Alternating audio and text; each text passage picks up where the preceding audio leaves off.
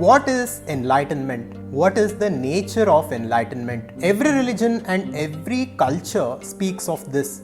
They only use different terminologies.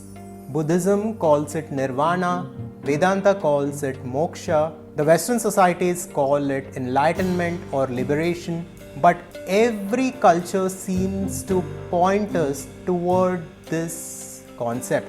And I have personally wondered about this for very long. And recently, I had an opportunity to sit with Swami Aparajitananda ji for a podcast. And here I asked him this very question. So make sure to watch this clip till the end to get the complete idea on the nature of pure consciousness, on the nature of reflected consciousness, the nature of enlightenment, and how all this works.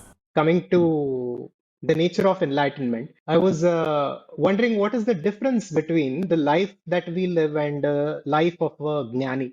Obviously, the ahamvriti that is active within us right now, as we go deeper in and deeper into this inquiry and the study of Vedanta and Shravana, Manana, Nididhyasana, it slowly diminishes. Our identification slowly it withdraws, we withdraw it. And obviously, after that point of enlightenment, the aham vritti will not be there, right? Correct. But then, if we look at the lives of the so-called enlightened beings like Ramana Maharshi, Swami Chinmayananda, Vivekananda, they all have a unique personality. They still have their own individual identity. They're very different from each other. Yes. Some are Yes. very outspoken, some are very silent. But then, what carries on, Swamiji? Even after enlightenment and the complete dissolution of karma and ego, so what carries on? So the example given is in the Vedanta is like the arrow which is shot Uh, from the bow. So though I come to know that I shouldn't have shot it, but the arrow uh, keeps continuing. A better example in this modern world is like the fan. You switch on mm, the fan is rotating at a very high speed. When you switch off, mm, for some time the fan continues to rotate. Even though there is no electricity, the momentum carries the fan on and on and on. In the mm, same way, they have gained the knowledge. Now they are totally disidentified with the body also. But the body has got certain prarabdha karma, because of which it has come. mm, Some of the karmas have to get fructified. And that prarabdha karma itself decides that this body is going to exist for such a long time.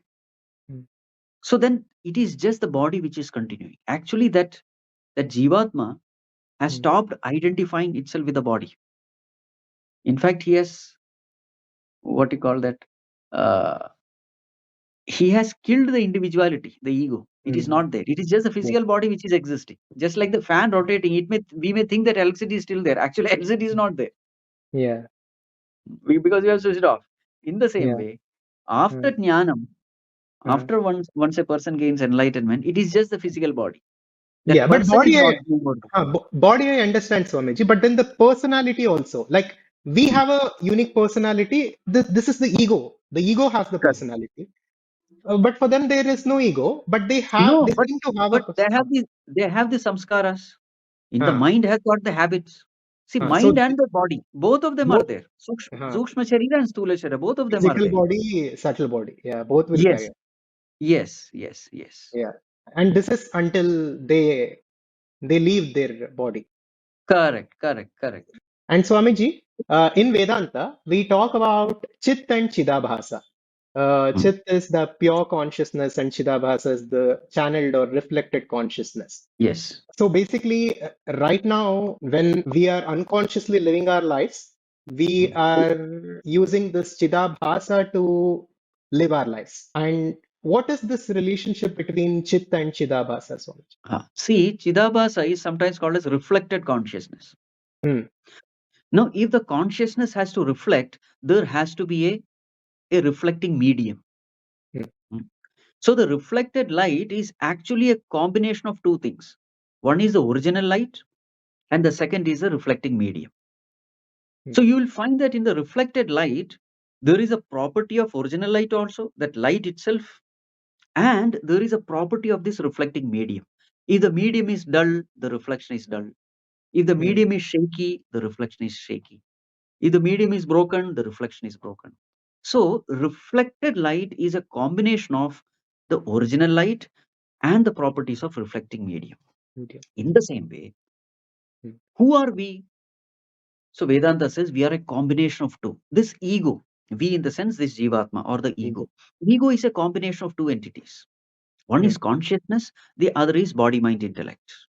So consciousness plus body, mind, intellect equal to ego, which we call as reflected consciousness. It is reflected. Reflected where? In the mind. So if the mind is a dull mind, that personality will be a dull personality. If that mind is a very cheerful, dynamic mind, that personality will be a dynamic personality. You see? So it's a combination. So just like how sunshine, the sun shines on everything and it Yes, makes everything visible based on our nature, consciousness channels through it. correct. In the same question, if we go a little deeper, if I right now sit and close my eyes, if I actually go in search of that ego, we don't find anything like ego as such. When we are unconscious, of course, it is active. But when we become conscious and if we sit in meditation, that is not there. Hmm. So when it is not there, am I experiencing chit or chidabhasa? See, first of all, we have to understand what this ego is. Hmm. This ego is the understanding which I have about myself. This wrong notion which I have about myself, that is called as ego, or sometimes Bhagavan Ramana Maharshi calls it as aham vritti. So that understanding about myself I have gained by just observation, not by the study of scriptures. So I find that when this body was born, I was born. When this body is going to die, I am going to die. So therefore, the first notion is I am this body. This is an understanding about me. This is a notion about me. This bundle of notion about me, which defines a self, is called as ego or the aham vritti. It is a thought. Any notion is a thought. Any understanding is a thought. So I have certain thoughts about myself. I have certain understanding about myself. This bundle of understanding, this bundle of notion is what is called as ego. So what is ego? It is nothing but a thought bundle. So when I sit in meditation, at the back of the mind, I am aware that I am nothing but this ego. I am nothing but this body who is sitting there. So now, when I close my eyes, I see so many thoughts. Right? Now, these thoughts are called idam vritti. Idam vritti means this thought. Thought about the world, thought about the things, beings, and situations of the world. But where is the thought about I? It is this ego which is witnessing, it is aham vritti which is witnessing the idam vritti. The I thought is witnessing the this thought. So please understand the layers. The first is pure consciousness. Consciousness. Upon consciousness is this I thought. And upon I thought is this thought, idam vritti. So there are three layers. So generally when we sit for meditation, generally we are at the I thought level witnessing the this thought. Okay. Because we Even never though question I thought. We never question the I thought because we think I know myself. What is there to inquire? So when I thought witnesses the this thought, the law of meditation is the moment you witness a thought, that thought disappears. You identify with the thought and the thought multiplies. You witness a thought and the thought disappears. This is a law of witnessing. So when the I thought is witnessing the this thought disappears. But the I thought remains. The ego remains. In order to destroy this I thought, there is only one way. We have to step one step back and start witnessing this I thought. That also should become an object of witnessing, the I thought. And Bhagavan Ramana Maharshi says, the moment you start witnessing the I thought also vanishes because it is nothing but thought. And then what remains? Only pure consciousness remains. The ego dissolves, and what the reality is, that alone remains. But how can we differentiate between witnessing the idamvritti and the ahamvritti itself? Because when we sit, let's say for in like you explained, Swamiji, when we sit for meditation, for if we practice a little bit, the thoughts begin to dissolve. But you're saying even that dissolution is happening for the idamvritti. Yes. So what will be the difference, or how can we go about witnessing the I thought itself? See, that is why The first step in spirituality is not meditation. It is selfless service, because you need extreme purity of mind to witness the I thought. You have to even objectify the ego itself. Hmm. The ego itself should be objectified. Generally, what happens is we are so used to getting identified with the ego that we live generally to pamper the ego. So, this is a wrong way of living. So, the Yes. first step in spirituality is not meditation. The first step Hmm. in spirituality is selfless service, Hmm. where you are serving the world, dissolving your individuality for the welfare of the totality. So, Hmm. you are training your mind to dissolve the ego.